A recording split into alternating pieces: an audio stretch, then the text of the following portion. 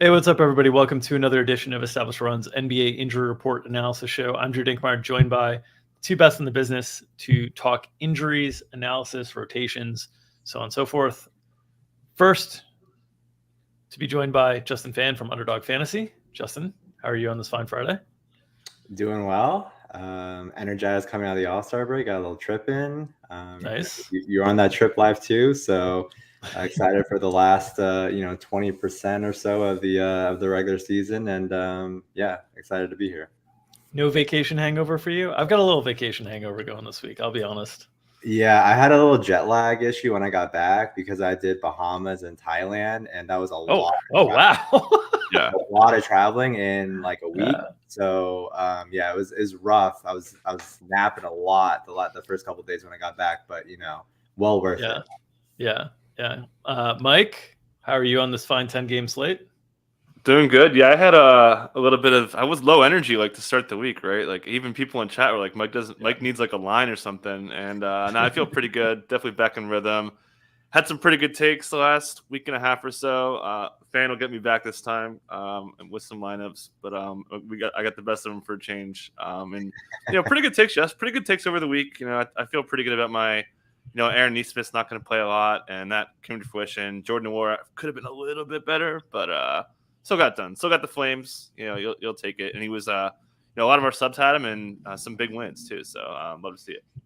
Yeah, I need Andrew Nembhard to not shoot 4% from the field every time Tyrese Haliburton sits. It's going to break me emotionally. All right, let's get into this 10-game slate. There are tons of injuries to talk about, as is usually the case. Only a few teams on back-to-backs on the back end of a back-to-back that haven't reported yet. We'll maybe get those, as this show will likely go more than a half hour. So we'll maybe get those as we're on. But let's start with Miami. Under half an hour, we could do it. No shot. Zero. Let's start with Miami. Jimmy Butler questionable. Caleb Martin added to the injury report questionable today. They are on the front end of a back-to-back, and will note that tomorrow's game is against Atlanta, a divisional opponent who's chasing them, not just for the division, because I don't think that really matters as much, but for avoiding the play-in in the Eastern Conference. Justin, your favorite team in the association, the Miami Heat. I'll start with you on Jimmy's likelihood and the Caleb Martin Q tag tonight. Yeah, so Jimmy left Wednesday's game with about 10 minutes to go to get treatment for that sore right knee. We'll add some context to ways that he did miss 7 games in November with the same knee soreness and was held out of one leg of the Heat's 3 back-to-backs in December for injury management related to this knee soreness as well. So he has a bit of a history here. The quotes from Spoelstra afterwards were not that concerning. He said that they were down by 25, that if it got under 10, he was sure that Jimmy would have been right back. So it sounded more precautionary. I think he still has a decent shot to play today, even with it being in the front leg of a back-to-back, though we'll note that he has history with this. It does make sense for them to be cautious here. Maybe Caleb being added and potentially out increases Jimmy's chances of playing a little bit, I would say. So I probably put it around 60-65% that he goes. This Caleb same day add is obviously a little concerning just on principle. They were kind of going to run like a 9 and 10 man rotation as is, with Duncan Robinson and Haywood Highsmith on the fringes of there. So I would think Haywood Highsmith would be cemented in that rotation if Caleb Martin has to miss. They need bodies to guard Jalen Brunson, and it would have to be Gabe Vincent and Highsmith if Vincent ends up missing. So kind of a lot to get into here. I think the starting lineup change has been really interesting, has been really bad for Miami, honestly. We talk about Russell Westbrook in LA. He's not good enough to be disrupting their rhythm with that starting lineup. I don't think Kevin Love's good enough to be disrupting the starting lineup continuity with Miami either. We've seen their defense really crater. They're not forcing turnovers at a high rate. They're like dead last in opponent turnover rate. So that's another interesting kind of wrinkle where I'm actually surprised. And I was on the show when with Mike talking about do we think Kevin Love would start in that debut against Milwaukee, and he did start. And I was surprised because I think Caleb should be starting. They miss his defensive versatility a lot, and we're seeing that kind of manifest itself like just in the net ratings between the different lineups. But I think Jimmy, 60-65% chance of playing. Caleb definitely concerning with the same day ad. Yeah, and their shot quality on offense from synergy shot quality metric has been like way down. They're getting like really bad looks from three. They're not making them. They're not helping their 3-point output overall. And you're obviously sacrificing defense. Kevin Love couldn't get on the court over like Jetty Osman and those kinds of guys. So with you, very puzzling. I think they're going to want to stick with it here. I'm a little bit more pessimistic on Jimmy. I think it helps. Actually, I would say it hurts a little bit that they're home and home. They're at home again tomorrow against Atlanta. They're in the middle of a homestand. They're on the road tomorrow. I think they'd be a little bit more likely to sit tomorrow. So if I had to pick a game, and this, as you mentioned, this has been a big problem, not just this year but previous years. I don't know. I'm probably 45% in. I have Jimmy Butler knee back to back with a big game on deck. Is a big thing. But as you mentioned, I think Caleb Martin is an interesting component. So it's probably closer to 50-50 for me. But yeah, other than that, you lay everything out beautifully. So not too much to add. Yeah, another thing that we had talked about while sourcing some props is just, will there be a change to the starting lineup here from Miami's perspective, how that would impact things defensively, given Kevin Love struggled so much, given the matchup tonight with Julius Randle is not one that I would want Kevin Love out there for, understanding that, Caleb Martin is giving up size to Julius Randle. He at least could stay in front of him, which Kevin Love just couldn't at this point. Maybe a healthy dose of zone tonight is the way that Miami tries to attack. But if they were without Caleb Martin, this is a matchup where I'd be really interested to see. Obviously, Haywood Highsmith has limitations offensively. How much, like in what lineup combinations they're willing to mess around with, because Julius Randle's kind of a uniquely challenging cover in the league. There's not a lot of bigger four ISO scorers in the league that are like bigger dudes. There's lankier ISO scorers at fours and stuff. And Miami just doesn't have anybody on their roster other than Caleb Martin and Jimmy Butler. Those are the two guys that they have to kind of combat that. So could be an interesting spot for Julius Randle tonight if the Heat are down these two primary isolation defenders. Yeah, I will know. I bet Knicks -2.5 this morning. It's at 3 now. So you've already lost. Yeah. I think the closing line value is a death knell. Yeah. It's a huge shot, but the two injuries here with Jimmy potentially sitting and Caleb is such a huge loss for them. Just the defense on Jalen Brunson, an option to guard him, and then that would mean Kevin Love would have to play more. And we've seen, like I said, the starting unit with Kevin Love in there has failed to post a positive plus-minus in each of the first 4 games they've played together. They've been outscored by 15 points per 100 possessions in 60 minutes so far. Yeah, and one of the notes on the Randall thing that Mike, you had speculated, or maybe Mark Dank had speculated, maybe they'll just put Bam on Julius and then let Kevin Love try to defend Mitch Robinson or something like that.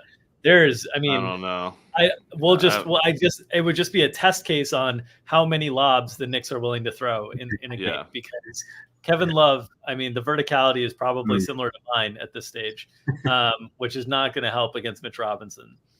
There's got to be a small chance to pull the plug on this, right? It's gone really badly. You're going against a team that is so predicated on getting interior scoring.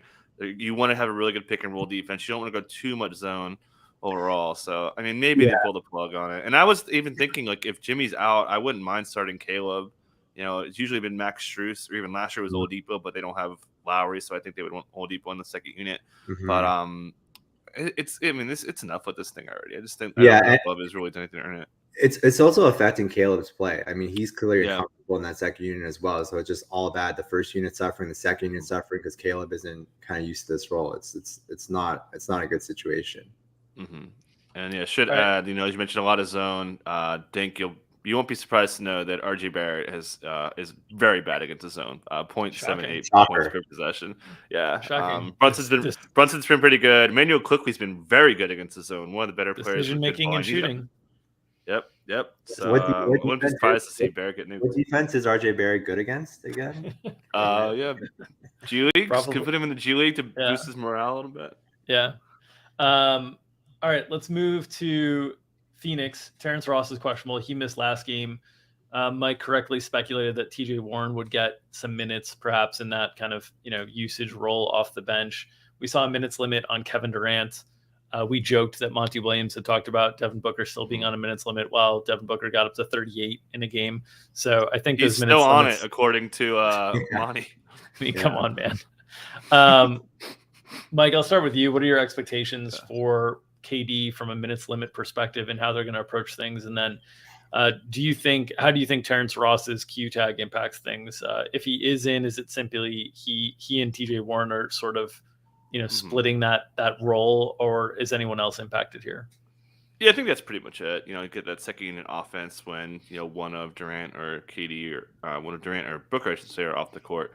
But yeah, let's talk about the minutes limit thing for a little bit. And I talked about this the last time. Booker's injury is one that requires a much bigger ramp up, in my opinion. You hurt your groin and you aggravate it when you were too short on your return. You're gonna have a long ramp up here. We heard that it's at least a week. And I think it was a softer minutes limit. I mean, because it looked like they didn't want to keep him at 27.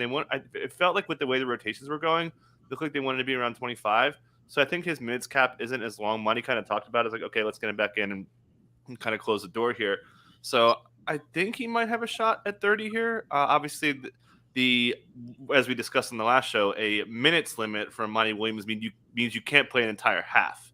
I think Durant's got a shot at 30. Matchup's pretty gross. I think he's going to see it. This Bulls defense has been freaking great. One of the best defenses in the last month. I believe they were number one in defense in February. Caruso's been fantastic. Beverly's been making an impact. Vooch has been taking away. They don't let post scorers get down there and dominate. So, pretty tough matchup for a lot of the Suns here. So not too into Durant. Definitely expecting Okogie and Booker and his minutes limit. We'll probably see a lot of Patrick Beverly. We saw Patrick Beverly get some bigger matchups, not just ball handlers. Most notably, he guarded Kyle Kuzma a few games ago, so they're not afraid to put, Levine on the ball, probably picking up Chris Paul, and then Beverly on Booker, Caruso on Durant. Any other notes here, Justin, on the Suns? Yeah, I was kind of shocked that we saw KD come back in the game. They were up 15 and played the last 3 minutes for really no reason at all. And that tells you where Monty's head is at with the minutes limit. I have no – so I looked at some, lowers on the PRA for KD, like dabbled a little bit at 30.5. And he was at 30 when he was subbed out, and he came back in. Obviously, he went higher, which is fine. I thought my thought process was correct because I thought it would be a blowout, and I figured in the situation when they're up 15 with 3 minutes left, Monty Williams would have the wherewithal to not put him back in, but he did put him back in for some reason. So KD afterwards said that he thought he would play like low 20s in minutes, and he was like really surprised that he went up to 27. So that tells you everything you need to know, pretty much. I'll add that the Bulls #1 in defensive rating post break since that Beverly Caruso lineup change, and not a surprise. Sometimes you get small sample size noise, but you add Patrick Beverly in the mix, and you have Caruso, who's a really good defender. That makes sense that they're so stingy defensively. But yeah, I don't have a ton else to add on the Suns. I think Terrence Ross, TJ Warren's a pretty clean 1-for-1 in the rotation. All right, let's move to Sacramento, where I just saw Underdog release a note on this. De'Aaron Fox is questionable tonight, as is Rashawn Holmes. Justin, I'll let you lead since your team just released the note on De'Aaron Fox. Yeah, so this is always a very strong Q tag to begin with, because the comments from De'Aaron yesterday, there's a lot of situations where beat writers will report different variations. I think they'll hear different things. So we got variations of De'Aaron Fox expects to play, and De'Aaron Fox said he'll play yesterday. We went with expects to play, and then the questionable on the IR. So I think him going through shoot around this morning, coupled with his comments yesterday, pretty clear indication that he is good to go tonight. Would not expect any sort of minutes limit either for him with that wrist soreness.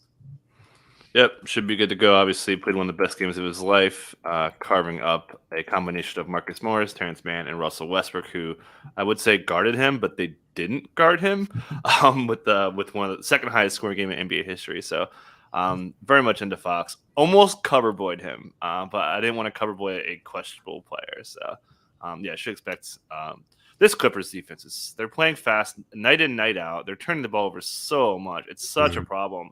Like, get Kevin Love and Russell Westbrook out of there. Do yourselves a favor, coaches. Clearly, we know better than you do.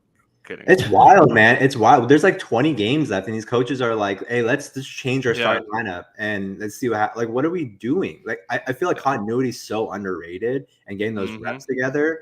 And this like 3 to 5 game experimentation from Ty Lue with 20 games left is a total disaster of a concept. Like. You're just experimenting until you find something. Then maybe you find something with 5 games left in the regular season. And what's the plan there? Like you settle on a rotation that late in the season. It's not great. I thought that's why that was why I thought Durant came back in. Like, okay, we need, and we talked about Dink and I talked about this on the pod that just came out. Like the Suns need all the continuity and reps they can get. So I think that kind of explains it. All right, let's move to Minnesota, where Jalen Noel is questionable. It seems like Nickeil Alexander-Walker has kind of eaten into this role a little bit anyway, so not sure how big of a role there is for Jalen Noel, even if he is able to play. Mike, do you have any notes on Noel's availability tonight? Yeah, not pretty straightforward. I don't know if he's even a lot to play. It wouldn't really move much. They like Taurean Prince a lot. For spacing and for length on defense, something I think that will be important, especially if you want to send a little bit of help on Anthony Davis down low. 80 Ant Edwards has been pretty solid. Cover boyed him today. I have very big concerns about point of attack defense from the Lakers, which I've talked a lot about.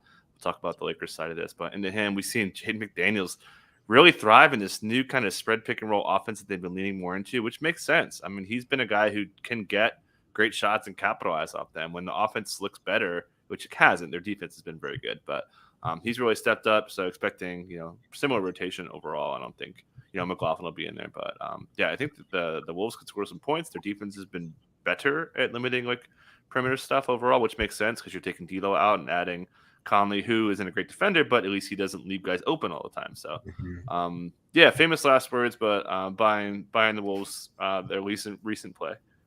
Oh God. Yeah, I'm not bet. I would never bet on them. Just to be clear. Okay. Yeah, we'll note Noel's minutes before he's missed the last 2 games, 16 to 13 to 6.5. So I think he has a good shot at just being out of the rotation entirely, even if he's available to play. Yep. All right, let's move to some of the doubtful and out tags. PJ Washington still doubtful for Charlotte. Any notes there, Justin, for the Hornets rotations? No, we saw Kelly Oubre start for LaMelo Ball in that starting lineup, and they go 9-man with DSJ, Bryce McGowan, Kyrie Jones, and Nick Richards off the bench. Big minutes for Oubre at 38, Rozier at 38. That should be something we'll continue to see the rest of the way. They don't need those guys to not play a lot of minutes to lose games still. We saw 38 from each, and they lost by 14. So they're just going to be a bad team regardless. But yeah, we saw Williams and Richards split the center minutes at 48. And then JT Thor and Kai got 42 of the 48 minutes. And then we obviously saw a good amount of DSJ as expected off the bench. So I think this box score is fairly reflective of what we should be seeing moving forward in terms of minutes and roles. Yeah, definitely looking to develop a little bit on Kai Jones. Oubre we have a very clear sample. When Oubre's out there, he's bombing, and he gets a 3-point funnel today. So really like his upside as well. I want to highlight Terry Rozier's role really quick. So this is ridiculous. He goes out there, gets 38 minutes, 9.4 minutes of touch time. That's like league leading. 17 potential assists. That's pretty close to league leading. 108 touches. That's league leading kind of stuff. 95 passes, league leading kind of stuff. 41 front court touches for a guard is outrageous. I mean, the guy had the best role of the week. So one other guy we'll talk about in a second did. So yeah, I'm into the matchup. I liked it a lot more earlier, when maybe you see a little bit of Franz Wagner who's been defending pretty well, but Maybe the Magic fall off with pick and roll defense, but the roll and the 3-point shooting volume that could come his way could put him in a really, really big spot. Probably underpriced in DFS today, I would imagine. Yeah, Rozier's obviously got a way higher floor than Kelly Oubre, who is the hot and cold. If he's getting out shots, he's getting out shots. I'll tell you that. But like, there's gonna be some nights where the shots aren't falling. You're not gonna get much production. But yeah, the minutes for those guys should be pretty huge moving forward. Like I said. Let's move over to Brooklyn. Still no Ben Simmons. I had articulated some concerns about is this team going to play deep? Are they going to play tight? How are they going to do these things, especially through this last back-to-back set that they had? Generally pretty tight rotations in games that kind of even got out of hand at points. Mike, what are your thoughts on what we see from Brooklyn going forward? And what are your kind of expectations for what starters minutes kind of look like here from Brooklyn? I'm expecting big minutes. There was some quotes from Vaughn saying that he maybe pushed the envelope a little bit with the back-to-back. They're not in a back-to-back today. Then there's a lot of quotes about they get the national TV bump for like longer commercial breaks as well. Really tough matchup. I think they play tight again. There's a lot of quotes about developing chemistry, installing new plays on offense and defense. You can't do that if you're cutting your guys' minutes and you're playing deep rotation. So I would expect the stars to play a ton. Obviously, the matchup's pretty bad, especially for like the role players. We were really on Cam Johnson for the off-ball shooting against the Knicks. Not really the same matchup here. It's really the on-ball guys who can go. Obviously, Marcus Smart is a tough one-on-one matchup, but from a scheme standpoint, we've seen pick-and-roll ball handlers put up pretty decent numbers against the Celtics. So interested in Spencer Dinwiddie and not too into the other role players. Obviously, really tough matchup for Daddy Clax again. Define tight. Do you mean like more minutes or bodies in the rotation? Yes. Probably, 8. So starting lineup, obviously, Spencer Dinwiddie, Mikal, Cam, DFS, Nick, and then Royce for sure, Cam Thomas for sure, and then maybe Seth, maybe Joe. I think it could be, an 8 or a 9 man. That's probably it. Yeah. So I would expect pretty good minutes here. Just a matter if they could just hang like 11-point spread and all. They went 11 deep in the first half on Wednesday. I'll note that. And then we saw in the second half, Patty Mills didn't play at all. And then Joe Harris didn't play till garbage time. It's like Joe Harris and Seth Curry have been pretty tough overall, especially Joe Harris. So, yeah, I think it makes sense. Like we saw Royce and Cam, I think are the clear two options off the bench. And then, I think you can kind of trim it from there. We'll see, though. Let's move to the OKC Thunder. They signed Jared Butler, which I've got my eyes on OKC in terms of tank season now, with SGA in health and safety protocols. Yishman Jang on G League assignment, Lindy Waters on G League assignment. We'll see if they get recalled. Kenrich Williams is out. They signed Jared Butler. I joked in like with our minutes guys, they were like, oh, should we give him some minutes? And I was like, OKC has been known to sign guys off the street and play them 45 minutes a night. So like, who knows? The last game against the Lakers was much more representative than the game before in terms of like normal rotations and a normal game. As Mike had correctly predicted, that he thought that was more that happened more because of poor play from the Oklahoma City starters, as opposed to, shenanigans and tanking and whatnot. I am still on alert. I'm still nervous with the Thunder. I've been here before. Justin, what's your level of feeling with the Thunder in terms of shenanigans these days? Yeah, obviously it's high. The Butler signing, I just checked the wire. It's not official yet. One of the beat writers talked about it this morning that he doesn't expect Butler to be available for tonight's game. Obviously the Blue I think they're playing right now, or they're just like about to tip or something. So he's obviously not playing for them today. And they've been doing this send back and forth from the G League thing for a little bit here. But I think for our purposes, with respect to the guys we're interested in, which are Giddey and my guy, Jalen Williams, I don't think there's a ton of risk with those guys in the immediate short term in terms of their minutes getting cut or scaled back. But yeah, I think we've seen since SGA went down, Josh Giddey, 13 potential assists per game. That's I think like top 15 or something. We saw Jalen Williams 16 plus strides per game. That's like top 12. And then like Giddey, like 4.6 minutes of time possession per game in those 4 games, and then 67 touches per game. So those guys' roles have been really, really solid. Obviously bounced back in a good way, especially Giddey in that matchup against the Lakers without AD. But I like their spots again today. What Giddey's going to get THT.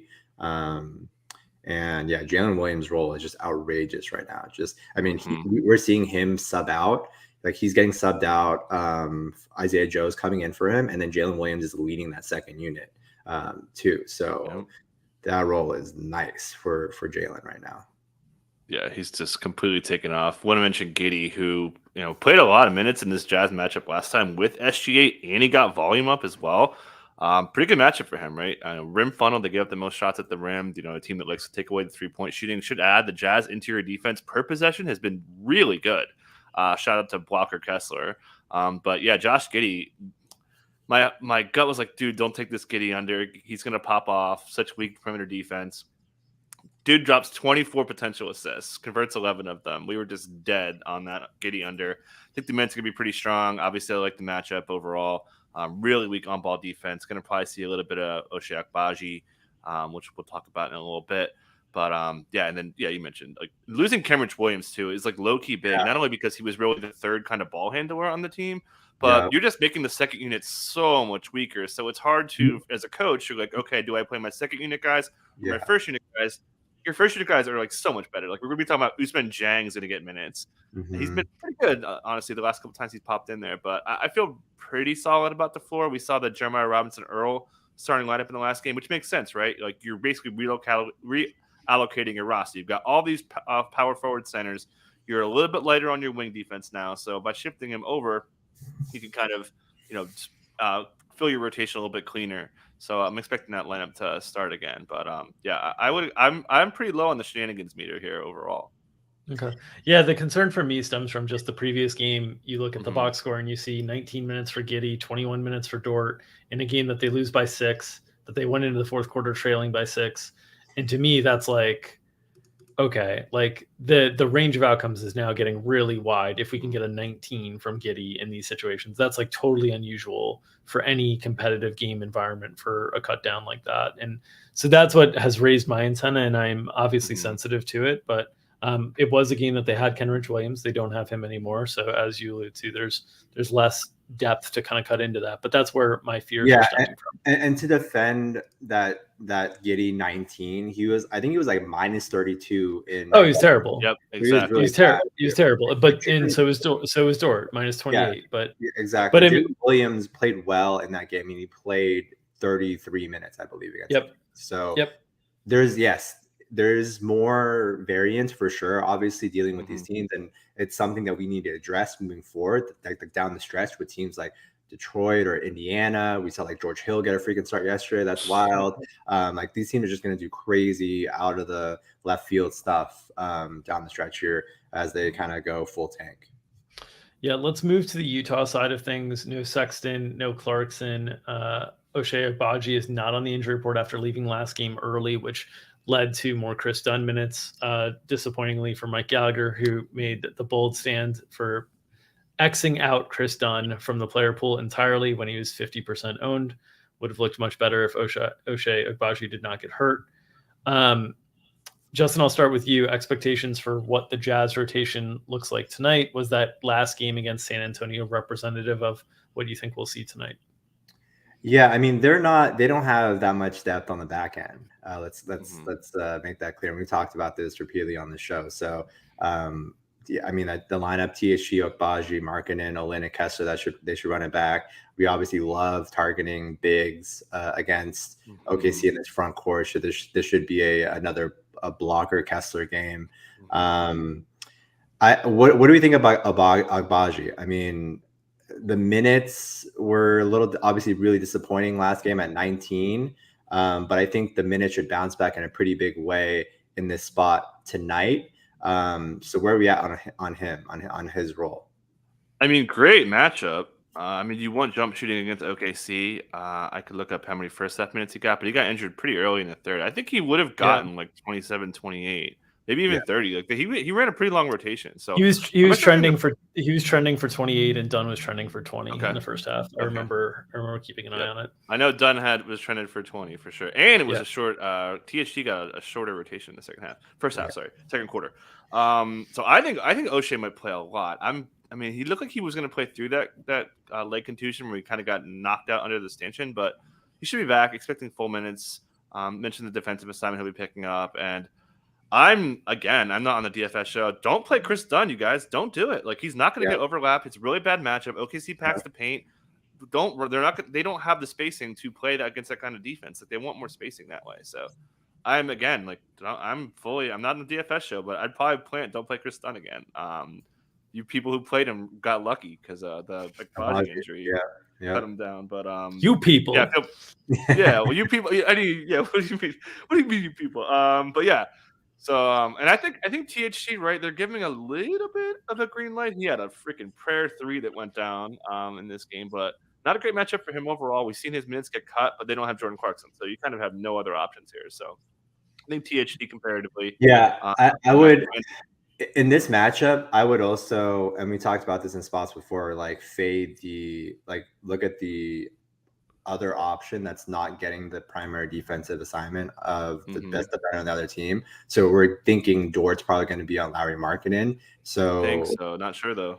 Yeah, not sure. So that would be my guess, and probably another reason why maybe THC gets a little bit of a bump potentially in this spot. Well, they put Dort on Jordan Clarkson last time, which led to Lauri going for freaking 43, guarded by I could say he's not my guy because your guy got lit up for 43 by Lauri Markkanen. Jalen Williams. Hey, Lauri Markkanen's respect. I mean, he's a really good player. Yeah, for sure. Yeah, he's probably got MIP locked down now. Although Jalen Brunson may have something to say about that. But tricky. I wouldn't be. I mean, they really like guard defense from Dort. You know, they usually will lean that way, so I wouldn't be surprised. But I definitely think it's going to be Dort, which is fine. You know, Lauri's just too big for him, so I won't be surprised if Lauri. I considered putting him on matchups, but that would be off-brand to put a matchup cover boy against Dort. Let's move to the Pelicans. Man, Jonas Valanciunas doubtful. No Josh Richardson. Still no Zion. No Jose Alvarado. We've talked about how this team, we liked their depth coming into the season. We expected it would be tested at some points with some of the injury histories that we've had with Ingram and Zion and so forth. It is being tested in really, really big ways now. They played well last game in Portland, got a really big win there. They play at Golden State tonight. We'll see what Golden State does on the second night of a back-to-back. They have not filed an injury report at this point. What's your expectation here in terms of how they match up? Last game, Willie Hernangomez got the start, did not close. Him and Jackson Hayes combined for just 37 true center minutes in a game that there's no Larry Nance, there's no Zion Williamson. So we're talking about really, really small. Mike, I'll start with you. What are your expectations for the Pels tonight? So the Richardson thing's a little bit of a big deal. I talk about this a lot with the Clippers. Like the more wings you take away, the harder it is to go small. So that's a bigger deal. So I think that there's a little like if I knew Richardson was playing, I would have probably had the center minutes at like 32. You're talking about a ball movement based offense that you don't want to play too big against. I mean, perhaps I wish I had the video of this. Like Damian Lillard had this drive where Billy Hernangomez showed and like tried to cover him. And like he literally like was 3 steps behind before he turned around. So that's when I was like, oh boy, we over projected the centers when that happened in like the second quarter. But so I mean Najee Marshall, you still got a little bit, right? Najee Marshall, Dyson Daniels. Yeah. I mean, they have enough. And they're playing a Warriors team that can go small. So I think the center minutes still wouldn't add up to 48. Like I'm not 100%, I still don't think I'm too into Hernangomez or Jackson Hayes today. The Warriors have been really good around the basket too, like just generally against bigs. So not really a spot you want to attack in general. So this is more like a Brandon Ingram spot. This is more like a McCollum spot. McCollum will get Jordan Poole, I imagine. And he was like ice cold for a little bit there, but I think, the signs for him lately are more encouraging. So I think those two are the ones I want to get into. And yeah, Trey Murphy will move back in the starting lineup at the 4 in place of Richardson. Yeah, 100%. The Warriors have been the biggest mid-range funnel in the last month. They are letting dudes shoot mid-rangers, and we know that Ingram loves that stuff, and McCollum too, to a slightly lesser degree. And Ingram's been chucking shots, so they'll have a great matchup. I mean, Jonathan Kuminga probably see a lot of him. Dante DiVincenzo, a little bit too small. So yeah, I covered Boyd Ingram last week. I was like, okay, I can't do it again, but he was a candidate for sure. I'm very much into him, and we saw a lot of Herb Jones center minutes. So curious to see, if he can maybe benefit on the glass, especially without Richardson. Maybe the minutes get elevated, picking up the Jordan Poole matchup. We know Poole could play a bunch of minutes today as well. So yeah, kind of a sneaky spot. The Warriors have been playing significantly better defense lately, but I think the Pels, who have been prior to the last game, they were so bad on offense. So They're bad. dead last in offense for like a 7, 8, 9, 10 game stretch. So quickly kind of turning it around here thanks to Brandon Ingram and CJ McCollum also turning around a little bit, which is largely because no Valanciunas. So certainly more shots available for him. So yeah. All right. No Jonathan Isaac for Orlando tonight. Any thoughts there, Justin, on how that impacts things for the Magic? I'll defer to Mike on this. Let me I'll defer to Dink because Dink was on it with the last call. He was big on Nicole Anthony, who popped off in the last game. Dink, you going to be on the Cole train again? I might. I like the usage rates we've seen from Cole in the second unit without Jonathan Isaac, and I just like those guards. I mean, we've seen it at different times with Suggs, with Anthony. Nobody's playing them because they're reserve guards on a team that has a terrible team total and low total games. The matchup tonight's great against Charlotte. You can run hot and you can pick up extra minutes. That's kind of what happened with Cole Anthony because they're willing to play him at the 1 or the 2. Gary Harris lost some minutes last game. Blowout also impacted that as well. So yeah, when Isaac is out, I do sift around here. It's harder to do it on really big slates, but I do like to sift around with Cole Anthony and large field GPP stuff. Yeah, I can see that. I don't know. It's been all over the map. Like we've seen Cole's minutes go from like 17 to 33 in a 3-game stretch. So where would you peg Cole's range at today, just in terms of minutes and what we can expect in this? I think his range is probably realistically like 18 to 28. Yeah. I think is realistically the range, which is wide. But that's the thing. Like this is like really large field GPP. He's been like 4K on DK, so it's when he's priced at that. I haven't checked prices yet because I've been in the projections all day. But when he's priced like that, he's a guy that can get you 35 to 40 in a night and just blow up the slate. Because we've seen like in 2 of the last 3 games, or actually 3 of the last 4, his usage rate has been like mid-20s plus. So if things come together and he's playing mid-upper 20s with a mid-upper 20s usage, then okay, we're starting to cook, Yeah, one more thing to add too, if I can. We've seen them dabble a little bit in the Palace Center stuff lately.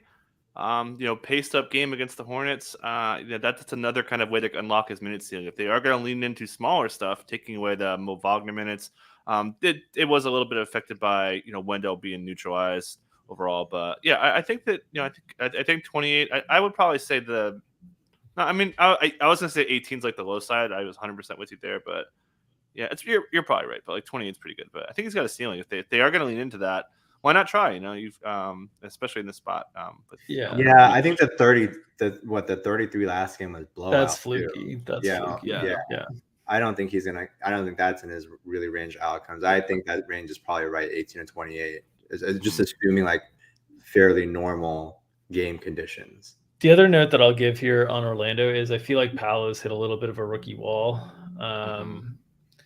You look at his true shooting percentage by month, and in October, in 7 games, 54%, November 8 games, 56%, December 15 games, 53%, January 56% in 14 games, February 44.8% in 11 games, and then he comes out in a first game in March, 32% true shooting percentage.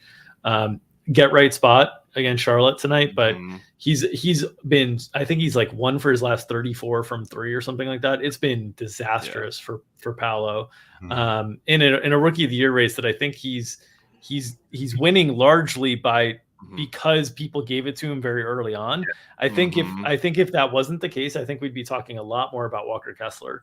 But I don't think that's going to happen. I think he's going to kind of cruise onto it because it's the blocks and stuff aren't really sexy for the average person. All it's scoring, rebounds and assists. Whoever like PRA has the highest PRA is going to win Rookie of the Year most of the time, right? I agree. He's mispriced. You can't do anything about it though. Like he's going to win, but it's definitely a mispriced market. Yeah. All right, let's move to the players that are back. Anthony Davis, probable. Expected back tonight. Dennis Schroeder, also a probable tag there. Still no D'Angelo Russell, no LeBron James. Justin, any notes on your favorite player to make an appearance on the Underdog Twitter feed? You're talking AD. I'm assuming. Yes. So the AD sitting on Wednesday sounded just purely precautionary because it was the second game of back-to-back. It was a good article. I think the OC Register had a feature on AD and the decision-making of why he was held out. The decision was made in a meeting with the coaching staff and the medical staff. And the injury to LeBron being out 3+ weeks, that actually had an impact on their decision to hold out AD because they didn't want this domino effect where LeBron's out for 3+ weeks and then you play AD in the second leg back-to-back and he maybe flares up this foot issue and he's out too. So they opted to play it safe. So he should be back tonight, full workload. They are talking about they have 2 back-to-backs the rest of the way, so I would monitor that. For AD, I think they've been talking about that being a possibility where he will sit one leg of those remaining 2 back-to-backs as well. But I think AD against in this matchup against Gobert, and what Schroeder and Malik Beasley. The starting line's gonna be Schroeder, Beasley, Troy Brown Jr., Vanderbilt, and AD. So let's get in this spot specifically for these Lakers guys. Who are we liking, and who stands out to you guys? Yeah, so I think AD is an okay spot. Obviously, Gobert is one defensive player there. He's more of a mistake cover-upper kind of a defender, right? I don't think his post defense is that great. Obviously, the best thing about this is the Jokic and Jamal Murray brother. I got 47. That's one of the all-time quotes ever. But he got a really big role. 13 paint touches against one of the best paint defenses in Memphis, and then you're adding Dennis Schroeder has a tough matchup today. Should note his role was holy crap, including an ankle tweak. After I think he had like 21 potential assists 2 games ago. Last game, 14 potentials, 89 passes, 43 front court touches for a guard, 23 drives, 9.2 minutes of touch time. That's elite. He does, unfortunately, get Jade McDaniels, who I think it'll just be able to snuff him out. Schroeder's a guy who can't really create space too far away from the basket, so it's going to be a nightmare for him. So not into Schroeder despite that ridiculous role. So I'm down with AD. I think he's a late night hammer tonight. Yeah, I'm actually a little revenge spot. Yeah, I'm actually a little surprised Schroeder's probable and not going to miss any time. Yeah. His ankle pretty much went sideways and touched the court, and he it's not surprising he stayed in because a lot of those guys playing adrenaline, they tie up their shoes a little tighter and then just tough it out. When the swelling, the adrenaline goes away, I was a little surprised that Schroeder was going to go. So I think there's a really good Malik Beasley spot though with Schroeder dealing with McDaniels. The Wolves are very vulnerable from the perimeter too, so he should be in a good spot. I like him a lot. Thanks for going 3 for 12, Beasley. We had a 3.5 over 3-point prop on him last game. It's tough. Trae Young probable for the Hawks today. Any concerns there, Justin? No, he went through shoot around this morning. Played 34 minutes on Tuesday. We'll note this is the first leg of a back-to-back. I don't think that really will impact things too much with his minutes, but just wanted to throw that out there. They play again tomorrow. There's a new injury for Trae, sore right groin, the first instance of him popping up on the IR this season with a groin issue. But it sounds like he's fine. He went through shoot around this morning, should be good to go. Yeah, the back-to-back scare me. My first instinct was to cover boy him. But I was like, back to back tag. Let's not do that. So yeah, I'm with you. Pretty good matchup, right? Like I'm very curious to see how the Blazers play this. They have been really sticking to Jeremy Grant on ball defense. It was Jordan Yep. Poole, and that's generally been their scheme. But last time they put him on Collins Grant. So I'm curious to see if they put Matisse Thybulle, who is more of a chaser, get in the passing lanes, switch defender. I think it makes sense to put him on DeJounte. But I don't think it really matters. Really good role in Quinn Snyder's debut. 27 drives for Trey, and not outrageous minutes. 34 minutes. That's pretty close to a drive per minute is very good. So I liked him, and then pretty hands down the big winner from Quinn Snyder is Clint Capella. Gets 35 minutes. That is the most minutes he's played in a game that did have Onyeka Okongwu available. So matchup is nutty. The Blazers' interior defense has been big bad. They're giving up so much stuff to rollmen. So Clint Capella, a very sneaky high upside play to me today. Let's move to the Nuggets. Michael Porter Jr., Aaron Gordon, both listed probable. Vlatko Konchar listed questionable here. No Jamal Murray on the injury report tonight, which we've had plenty of late. Justin, any notes on the Nuggets tonight? No, not too much. Would expect Aaron Gordon, MPJ to play. I don't have a ton to add. I think this is, for me, just a kind of normal spot for where I'm not really impacting my projections or minutes at all, due to this injury report. Yep, should be good to go. Big game. They definitely want to get them back after getting smacked around the last time they played. So, should note, gross matchup for Jamal Murray. Jamal Murray got taken out of the game by Dylan Brooks the last time they faced off. So, expecting a lot of stat padding, even against a good interior defense. Maybe some hockey assists. Did you guys see that people are ripping Jokic for having not enough hockey assists now? Coming up with he needs to stat pad those hockey assists, clearly. Yeah, come on. Like, need more screen assists. You need more box out stats. Like, what are we doing here? But MPJ. MPJ tag's a little interesting because that heel thing has been a big problem. So I'm curious to see if that affects his minutes a little bit. That's the only thing I'll add. Yeah, I will say on Joker, the Euros have historically gotten a pass on the lack of screen assists. That's the new narrative. It's incredible. It's incredible. John Morant's on the other side of that game, listed as available. Has the face mask likely designation tonight.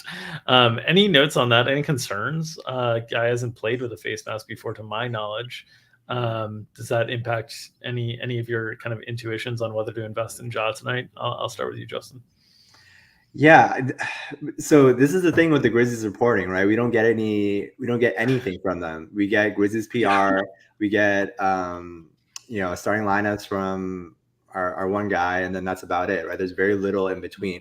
I think I saw some of the Grizzlies beat writers just noticed this morning, late morning, that Ja was on the injury report with a facial fracture or whatever, and they're like, "Oh, that's crazy, that's wild!" Like, dude, this was out yesterday. Like, or what are we doing here? But this is more like a manual adjustment type of thing where you can maybe dock him a little bit, but this is not like one where I will actually ding my projections, because he's wearing a face mask. But yeah, something interesting to know. I mean, that would just randomly popped up on the IR. I'm like, he's available with a facial fracture. That's crazy. Yeah, he's actually shot really. His matches have been really soft. Houston once, LA, Denver's tough, Philly's toughish. His matchups haven't been that difficult, and he's only shot 40% on drives. That's pretty bad. Hasn't shot the ball well overall.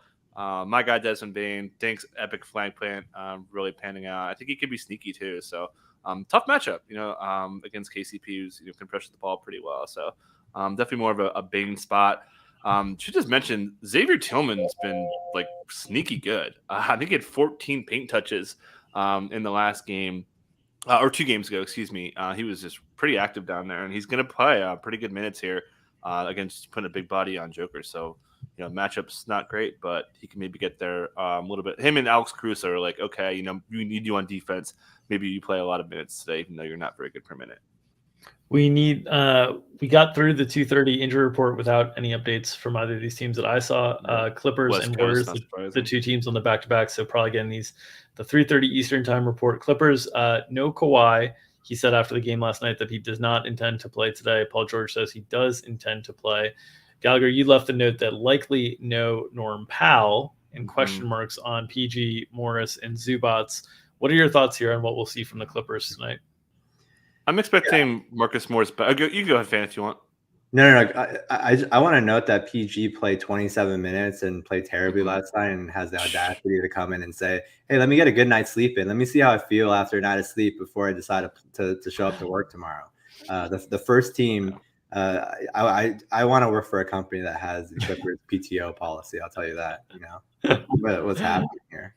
You guys have lost. There's no load management for us, you guys. I mean, just to be obviously they lost the trade to the Thunder, but they lost it epically bad because they got the Jalen Williams pick from that trade. So they got SGA and Jalen Williams and more coming. It's not going to be Gobert bad. It's going to be pretty bad. Anyways, I have my doubts here. I mean, they're still putting a minutes limit on this dude who's reportedly healthy. I don't know if he is. I think he's going to Q tag. I will be, if we have anything props wise that comes up on under stuff, I am going to be shooting it down like crazy. So I have no faith in him playing today. You don't think who's playing today? Paul, I think he's playing today, but I have zero confidence in it. Paul George. Okay. You mean him playing well or at all? Okay. You don't think Paul George plays today at all? No, I think he's playing, but I'm just saying I have zero confidence in him playing. Okay. I don't want to be taking unders on so and so with Paul George projected in. Okay. So, but yeah. So I was initially, because we've seen Nick Batum get the start sometimes when Marcus Morris misses, but I think in the matchup against the Kings, I think he went a little bit of size. Freaking Eric Gordon playing garbage time to burn us on an under yesterday. It was pure pain. So I think they start Gordon, but you take Norm Powell out of that rotation. You're getting pretty thin on the margins there. So I wouldn't be surprised if they start Batum. Certainly Mason freaking Plumlee goes for 14 first half rebounds and goes off. And this guy just goes off every night apparently now. But yeah, we'll see. Westbrook, I guess they're sticking with it for now. Chris Haynes is saying on the broadcast they're going to keep sticking with him starting. So Clippers are down quite bad. Their offense is gross. They're turning the ball over way too much. It's time to pull the plug, guys. Yeah, I'll add that. So today is the end of the 3 to 5 game sample that Ty Lue wanted to see. So I would expect the changes to the starting lineup to come after today, especially with them being shorthanded. So I would expect Russ to get another start. So it'd probably be projected starters are Russ, Gordon, and PG, and then Morris and Zubac if they play. If Morris doesn't play, would think it's Batum. If Zubac doesn't play, think it's Plumlee. And then the back end of the rotation is Terrence Mann, Bones Highland, Robert Covington, and Amir Coffey. We'll see on the G League guys like Boston, Diabate, and Preston were all in the G League out yesterday. So we might see an extra body or two depending on the statuses of Zubac and Morris. Do you have a lean on either of those two, Mike? Yes. I'm very much expecting them in. I talked about this on the last show, that Ty Lue 2 games ago called Marcus Morris tired. So he did this a while ago with Reggie Jackson, and it led us to betting an under on Reggie Jackson the next day. And then he sat the next one. And obviously we missed that under, of course. But so I think it was just okay, he's tired. We don't play him back-to-back. Let's get him fresh legs. Maybe he starts making shots again. So I feel pretty good about Morris playing, and I think Zubats are just straight back-to-back sitting with returning from the calf strain. On the other side of the back-to-backs, Warriors, who they played last night on the back-to-back, Clay's been playing through back-to-backs of late. Clay's been looking great for the last month or so. Draymond, a question mark. The Warriors are in this interesting spot that we talked about on our podcast. There's still 20 games left or so in the regular season, so you're not managing too much right now. But they're in a spot where, I'm interested to see how they manage things towards the end of the year if they are still in this spot, which is currently the 5th seed. Right now, a game back of Phoenix. Home court advantage would be nice to have if you're in that playoff series, but it would probably be even nicer to not have that playoff series against Phoenix and not go the route of through Phoenix, through Denver, they'd probably prefer to go through the route of, through Kings, through Grizzlies, so on and so forth. The only reason I'm bringing this up, Steph is coming back like right around the corner. This feels like a rest spot to me. Justin, you're a little bit more tuned into the Warriors.